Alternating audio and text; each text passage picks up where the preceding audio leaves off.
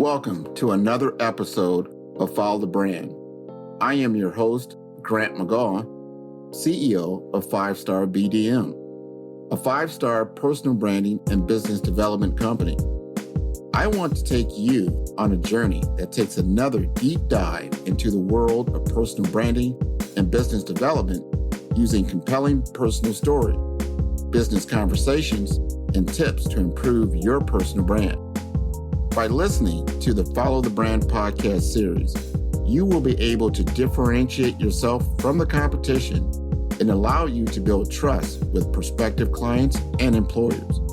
You never get a second chance to make a first impression.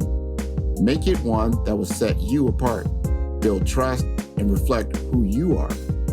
Developing your 5-star personal brand is a great way to demonstrate your skills and knowledge. If you have any questions for me or my guests, please email me at grant.mcgaugh, spelled M-C-G-A-U-G-H, at 5-star BDM, B for brand, D for development, M for masters.com. Now let's begin with our next 5-star episode on Follow the Brand. Welcome to the Follow Brand Podcast. I am your host, Grant McGaugh, CEO of 5-Star BDM, where we help you to build a 5-star brand that people will follow. In this episode, we are honored to have Thomas Harris Jr., a transformational leader who is passionate about pediatrics and disrupting healthcare for the better. Thomas believes that to be an effective administrator, one must continuously learn about healthcare and be passionate about driving transformational change in the delivery of care in this country. He emphasizes the importance of being passionate, investing in people, and driving results as key components of his leadership brand. As the Executive Vice President of Operations and Chief Operating Officer at Gillette Children's Specialty Healthcare, Thomas is a highly skilled and results-driven leader with expertise in change management, performance improvement, and strategic planning. He is responsible for patient care operations spanning hospital, clinic, ancillary, and integrated care services for all Gillette sites, including virtual care. Thomas's core belief is in producing value over price with a focus on creating affordable healthcare for working people and their children. His leadership has helped pediatric patients heal and have fun during their hospital stays. Join us as we delve into Thomas's journey and gain insights into his leadership style and philosophy on the Follow Brand Podcast, where we are building a 5-star brand that you can follow. Welcome, everybody, to another fabulous week on the Follow Brand Podcast. I'm your host, Grant McGaugh, and I've met my next guest in Louisiana, but somehow he's transported himself all the way to the frozen tundra of the Minnesota plains.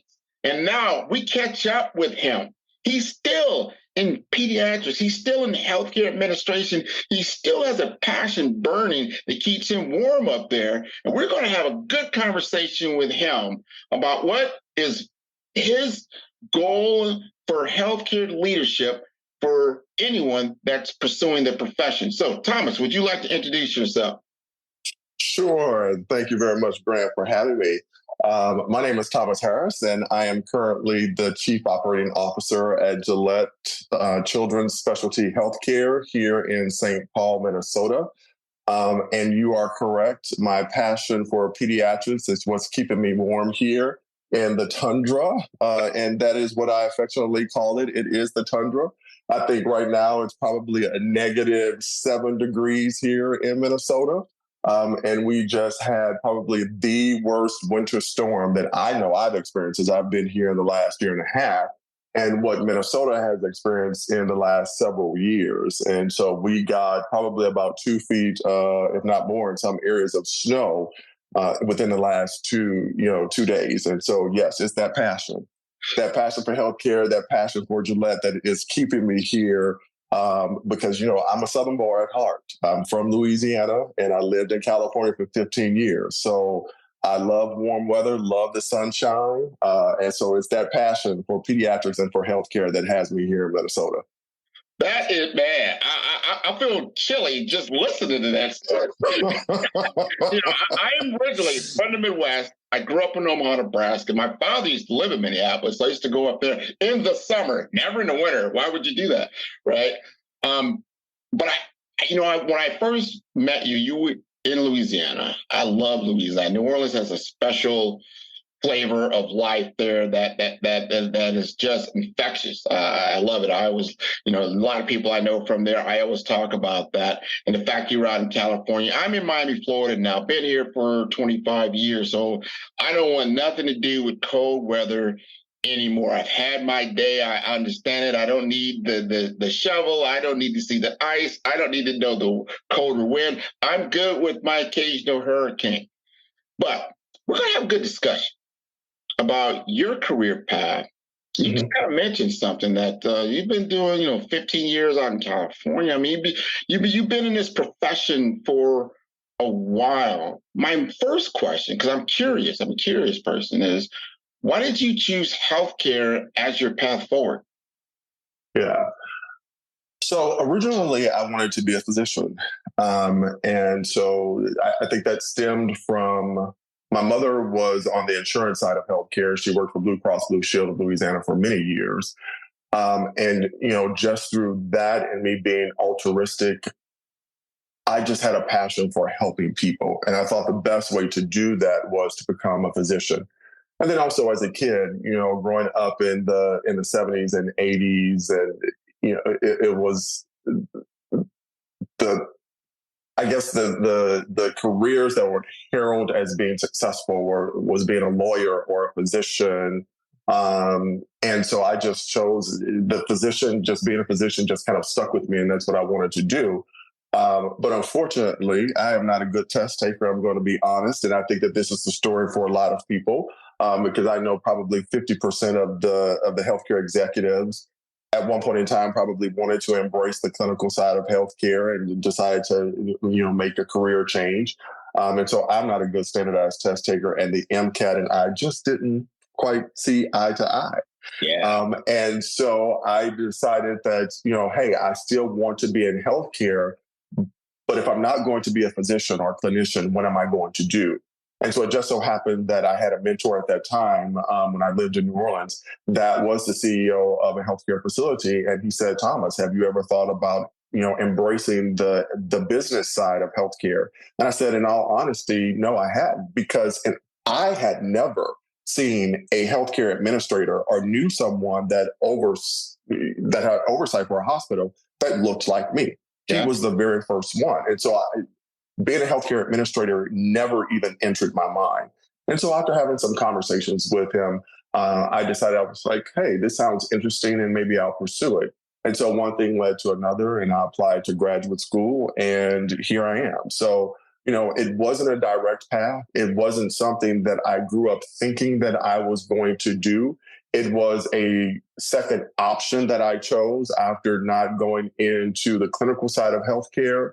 But sometimes, God has a plan for our lives that unfolds over time. That's a little bit different than what we originally thought. And here I am today. And the plan has worked perfectly for me. And I'm glad that I did it. I get so much passion out of my job on a daily basis. And so I am very thankful at this point that my career path took an alternative or a different turn than I originally thought. That has now landed me here today at being, not at the helm, but in the C-suite of a pediatric institution. Well, I tell you, Thomas, I want to unpack that just a little bit. Sure. Because I remember I have an uncle, right? And he pursued a healthcare administrative degree at Georgia. I think it was Georgia Tech or I can't remember the exact institution, but it was in Atlanta. That's the first time I even heard of healthcare administration. Mm-hmm. So it's not widely known as a professional career that you go into. So what advice would you give someone that probably would benefit from pursuing a career like yours? What can they expect? As what is it like being a healthcare administrator? Yeah, I think the first thing that I would tell anyone who wants to pursue this profession is to really be passionate about what you're doing. And at this stage in the game and where we are with healthcare, you really truly need to be a student of healthcare. And not just the US healthcare system, but also global healthcare, because we in the US don't always do things right. And so that's where I think that we could, use tenets and nuggets from other healthcare systems throughout the world to improve ours. And along with being passionate about healthcare, I would say make sure that you are passionate about disrupting healthcare, because there is a change that needs to be made here, and right here and right now. And so I think being passionate, being a disruptor is an advice that I would give to someone who's thinking about this career. And then also, for if you're going into a sector of healthcare where you're going to be managing people, you have to, at this point, make sure that you invest in your people and invest in their well-being, because we as administrators can't provide the direct patient care. We can oversee it. We create the infrastructure. We make make sure the resources are there, but we can't deliver it. It's our staff, it's our physicians that actually deliver the direct patient care. So you have to be a people person. You have to invest in your people. You have to inspire and motivate your people to perform. And so you have to build that skill set of how do you connect with people? How do you motivate people? How do you inspire people? How do you performance manage people, so that you can get the results that your healthcare organization needs? And then the third thing is you have to make sure that you focus on driving the results, because at the end of the day, healthcare is a business. And so you want to provide appropriate access to patients. You want to make sure that you develop the strategies, so that you can help enhance their patient experience. You also want to make sure that you're being strategic and competitive in your marketplace so that you can continue to grow and sustain the business. So those are the three things that I would tell anyone. Be passionate, invest in your people, drive the results. Excellent. I mean, I love the framework. That's a great framework. And that reminds me of who you are, your brand, the Thomas Harris brand, and how that's helped you in your career. How have you taken your skill sets, your knowledge, and pulled that all together into a tool set that's impactful, that's a part of your brand? Yeah, great question. And so when I think about my brand, I am truly a transformational leader. I've studied the tenets, I've studied the concepts, and they're concepts and tenets that actually come more naturally to me. I'm an extrovert. I'm a people person. I like talking to people, working with people, understanding people. And those are the tenets of a transformational leader. We as transformational leaders use communication. We use charisma, adaptability, empathy to build connections with people.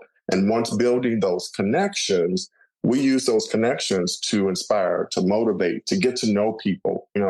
One of the things that I do currently in my organization is I have lunch once a week with a frontline employee so that I can get to know them on a personal basis and they can get to know me. I also shadow employees so I can understand what they do. And that also gives them an opportunity to get to know me and for me to get to know them.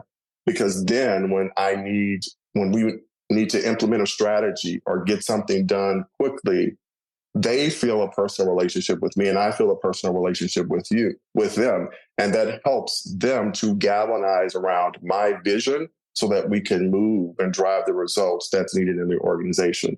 So going back to your question about the brand, I'm a transformational leader. That is what has worked for me and has been kind of the secret sauce to my success, if you will, and if you say that I am successful at this point, that's been the secret sauce. And so what I've had to bring along with that are the hardcore business skills, because the transformational side, the people skills come naturally. I had to double down and learn the business skills to then be effective, totally effective in my role. Man, thank you for stating that so clearly. I got a lot of clarity from it. I love how you're getting buy-in. I think a lot of leaders, especially just me growing up and seeing how leaders kind of operated, you didn't always get a lot of buy-in. You didn't have conversations. They were just more or less like, here's the work, do it.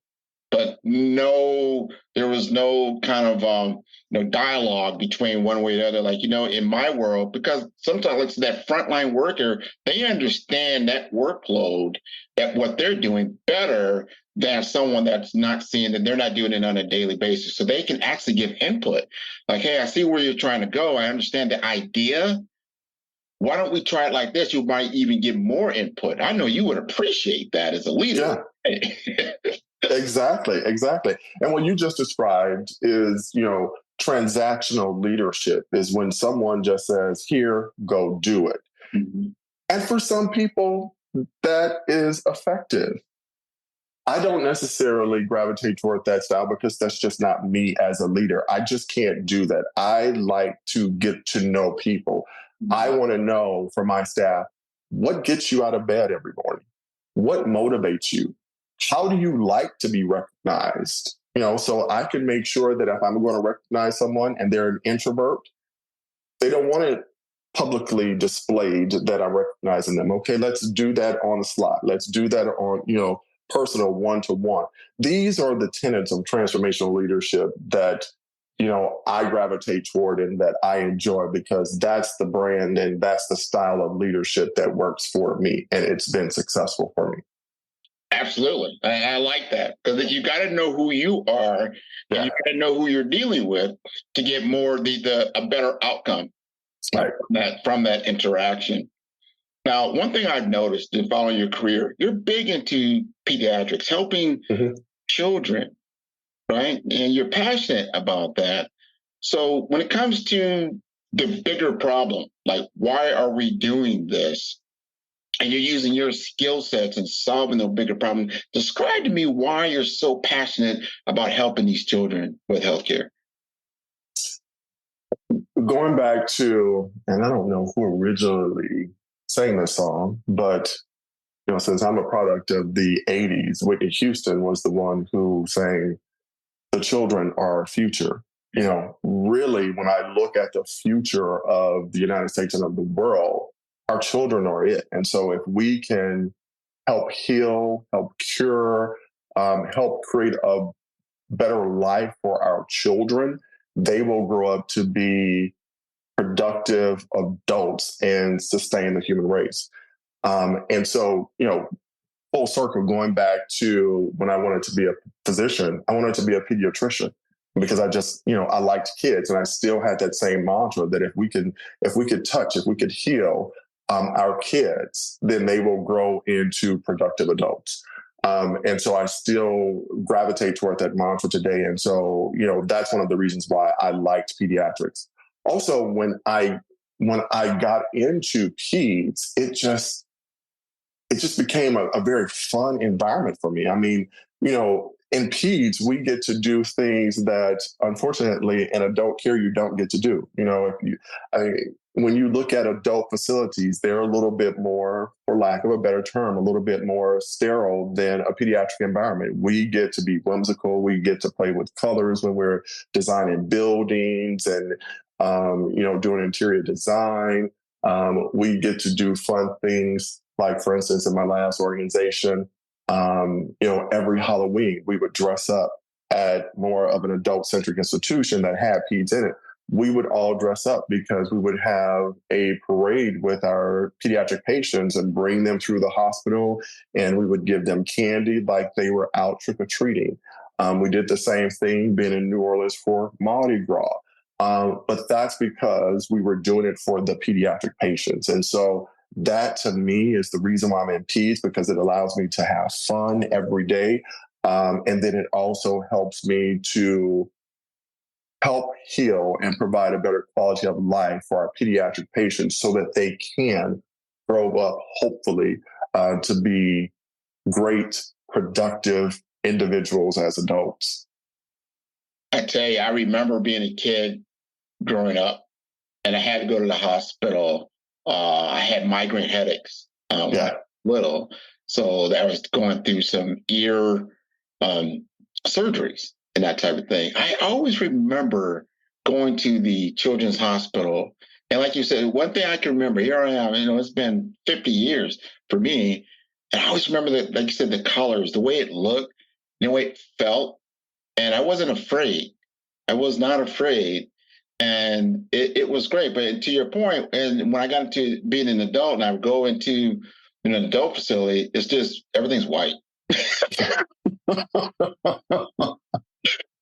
It's just white. There's no color. You're right. It's the whites. It's the beige. It's the egg crew. It's the, kind of earth tone colors. Here in our pediatric world, we play with the entire color palette, and make it really fun and attractive for our pediatric patients, because it helps to lessen their anxiety. And they feel like this is a world and a facility that was created for me. And so that's what I aspire to do every day, is to improve their life, improve the condition, even though some of the conditions, especially now in my world of specialty pediatric healthcare, we're not normally in the business of curing patients, because for some rare diseases, some of, chronic conditions, there is no cure for it. For instance, the number one diagnosis and condition that we see at my current facility is cerebral palsy. There is no cure for CP. But what we're trying to do is make the quality of life for these kids much better than if we had not intervened or if they had not come to us. And so that's why, some of these kids spend days, weeks in our hospital. Some of them frequently visit, every couple of months, our hospital, throughout the rest of their life or throughout their pediatric years. And so they feel that facility is theirs. And so we need to make it seem like theirs. And so we want them to feel comfortable in that environment. And so again, going back to creating the environment for them, making it colorful, making it whimsical, making it seem like it's an escape from their normal life is what we do in the pediatric world. This episode is brought to you by 5-Star BDM. 5-Star BDM is a professional consulting and advisory group keenly focused on business development services for small to mid-sized businesses and entrepreneurs. Although every business is unique, they often share challenges that can be addressed through smart branding. Services include process improvement in operations, digital strategy and transformation, business intelligence, digital marketing, and personal branding. Our 5-Star business and personal branding company has helped a number of professionals and organizations to optimize and grow. The result is more business, more opportunities, better reach, positive outcomes. Please visit www.5starbdm.com to learn more and view all the episodes of Follow the Brand. Man, that sounds like fun. Yeah, great fun. I would say you are an expert in your field of pediatrics, that you understand the business side of that. You understand your client, which is the patient, which is the children and the whole care team, because the parents, it's got to be able to help the parents who are, sometimes they're dealing with this every day. And there's just having someone who really understands the situation and can transform it to make it better. Like I said, you can't always heal everything, but you can make it better. I think that's great. So let's say you're talking to someone else and they're interested in pediatrics as a field, whether they're going to be an administrator, maybe they're in clinicals, they could be in nursing, they could be in a number of different things. How would you say that you establish yourself as an expert? I would say that I have been and still continue to be a student of my craft. And so that's not just germane to anyone who wants to go into pediatrics, but I think it's anyone who wants to go into healthcare, period. Being a student of the craft, staying abreast to the trends and what's on the cutting edge is the way that you establish yourself as an expert. And then also just through sheer experience. I've been in the world of healthcare, the game of healthcare for 22 years, actually 23 years now that we're in 2023. And so through that and through the upward mobility and the trajectory that I've had in my career, I've just gained a level of experience that now makes me, for some people, be an expert in the field. And so it's through those two things, through studying and through the experience that I've had throughout my career. Do a favor for me, Thomas. Take us through a story in your 23-year career that touched you, that made you feel good, that you were impactful. You helped change another person's outcome from because you were that expert, that you were able to make a change, a transformation that when you think about that still brings a smile to your face and possibly a smile to the face of the person that you help. Can you recall a story like that? Yeah. So my last position at Oxford Health, I was the vice president of PEDS for the entire health system. And when I first took on that position, we didn't have a cardiovascular in ICU, and we didn't even have a cardiothoracic surgeon, a pediatric cardiothoracic surgeon at that time. And so for any patient that we saw that needed to have heart surgery, we would have to send those patients out because we didn't have the capability at that time to actually care for them in the pediatric hospital. And so it was through working with my leadership there, we had a vision to build out a pediatric ICU, a cardiovascular ICU, and hire a surgeon. And so we eventually did so. We hired a top-notch pediatric cardiothoracic surgeon and built out a 13-bed ICU there. No, I take it back. It was 12 beds, 12-bed ICU. And just to see the number of patients that flow through that ICU that we were actually able to, and I would say, heal at that point, because some of these kids would not have made it had we not intervened. Not to get too technical, but there are a lot of kids that are born with holes in their heart. And so if you don't fix that and intervene, that child will die. And so, through the CBICU, we were able to get those kids in. We were actually able to sew up the holes in their hearts or fix a valve or do heart transplants and save these kids' lives. And so now to look back on the numerous patients that we cared for at Oxford Hospital for Children, which also helped that children's hospital to become ranked by U.S. News and World Report for the care that we provided, is something that I'm exceptionally and extremely proud of, and grateful that I had a hand in, creating and building. Man, that's a great story. That's why you do what you do. When you can make it different, that's a life or death situation in certain cases. And man, I just felt your passion, felt your energy, which I can see right now. That is definitely it's a part of your brand that you brought to Minneapolis and what they're doing.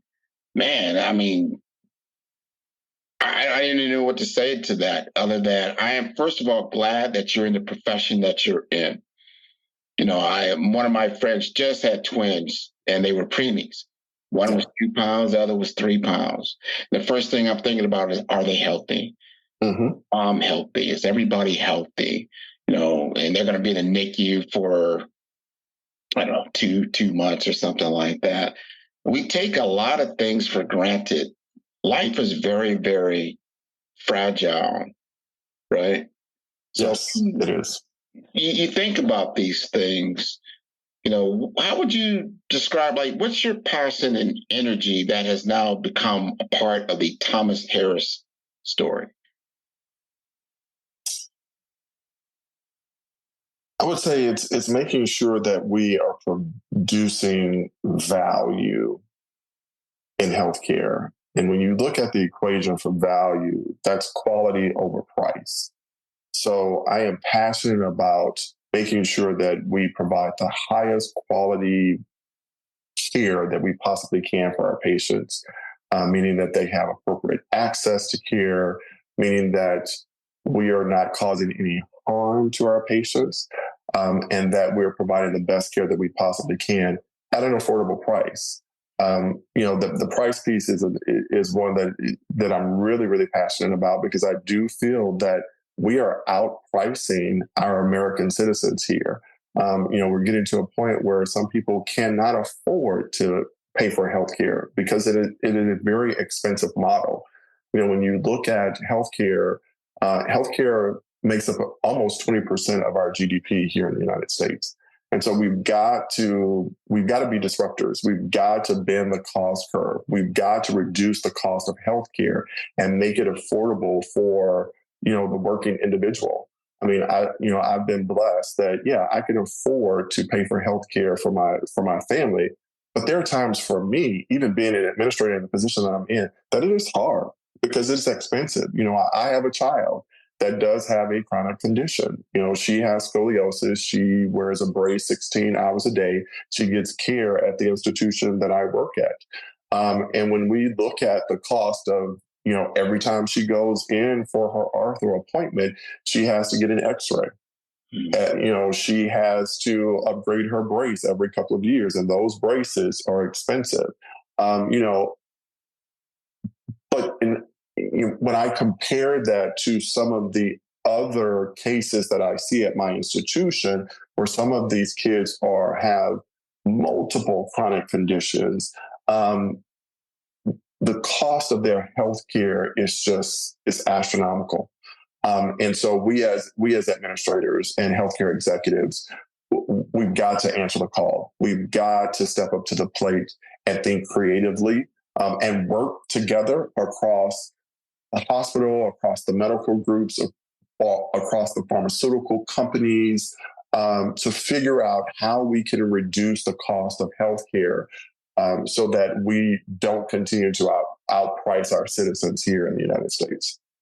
That is so serious, what you just stated, because you are not just administrating the hospital. You are a consumer of the healthcare in your own family, and you know what it's like. You know what the situation is, the payer side of that equation, the pharmaceutical side of that equation, all those other factors that are driving up the cost. And when you compare that to other industrialized nations, it does beg a big question. Why? Why?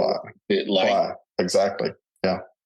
We got to change that. We've got to transform. I mean, it's no longer a choice. It has to happen because our society is changing rapidly. And people of my age are now starting to get into their latter years. And guess what? That's when things start to not work as good as they used. So how are we going to manage that? Exactly.